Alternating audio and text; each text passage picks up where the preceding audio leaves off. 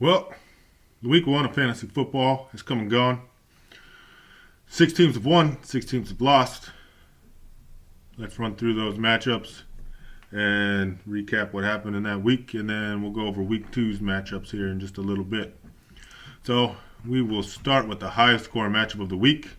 That was Team Waffle Stompers against Hanging with Hernandez. Ben put up the highest overall score of 165, won himself $80 in the process.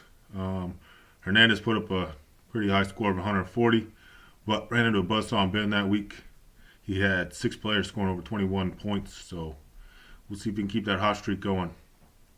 Then the next highest scoring matchup was Team Peterson with 151 points. Beat a team with no name who had 123 points. Adam had Kamara scoring 44, and Amy had Michael Thomas scoring 40.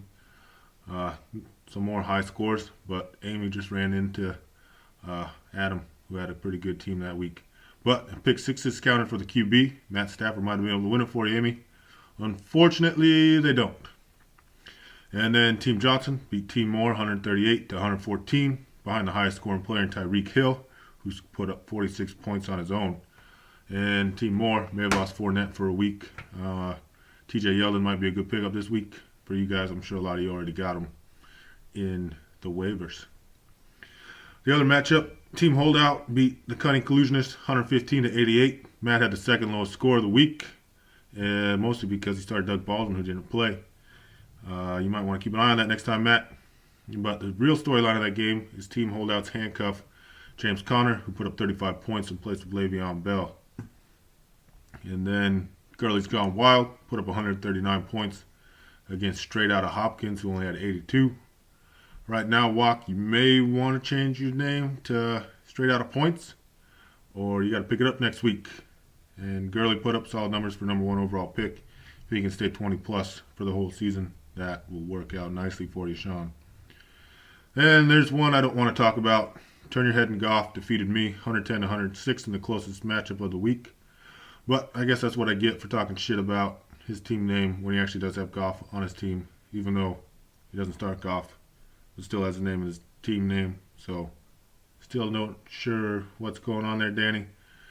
Anyways, I will suggest to the rest of you to not lose to Danny, because this is not a good feeling. He's kind of a piece of shit, and it's never good to lose to that guy. So, on to week two. We got 6 more matchups this week. And we'll start off with the Cunning Collusionist going up against Danny, the not-so-cunning collusionist. Danny's a 9-point favorite here, and even though he wants to give Jared Goff a physical according to his name. And then I'm squaring off against the Heartless Hanging with Hernandez. Not fun to make fun of suicide there, Aaron. Not cool, bro. Not cool. But I'm a 4-point favorite in this one. TJ's Team Holdout is a 3-point underdog going up against Team Moore. Can James Conner continue to channel his inner Bell in this game, or will he flop again? Not a lot of shit to talk about here, but I just wish both of these teams could lose this week. Then Waffle Stompers facing off against Gurley's Gone Wild. Sean is a 3-point favorite here. Will Ben's team overperform again this week and stomp Sean's poop down the drain, or will he shit the bed under all the pressure of the highest scoring team? Team Johnson is a 9-point favorite against Team Peterson. Can Rick take down brothers in back-to-back weeks? He got the number 1 wide receiver going up against the number 1 scoring running back in this matchup. And it looks like Adam needs a tight end because Greg with the third leg is out. Final matchup of the week is Straight Outta Hopkins versus a team that has no name. Hopefully Walk's team can break the triple-digit score this week, but he is currently a 17-point underdog, and this is the biggest spread of the week. Both teams need a win, though.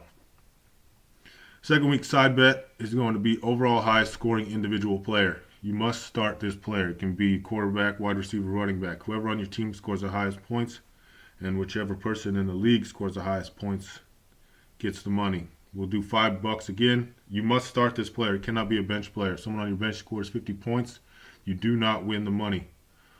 Just respond to the video if you're in, and we'll do the same thing we did last week. Just collect it over Venmo, send it to the winner. Then we also still need to determine the loser's penalty because TJ's getting kind of nervous. He'd like to know what he's going to do at the end of the year, so let's figure it out for him. Anyways, looking forward to another great week of football and fantasy football. So good luck to everyone, except as always, Danny and Matt. Fuck you guys.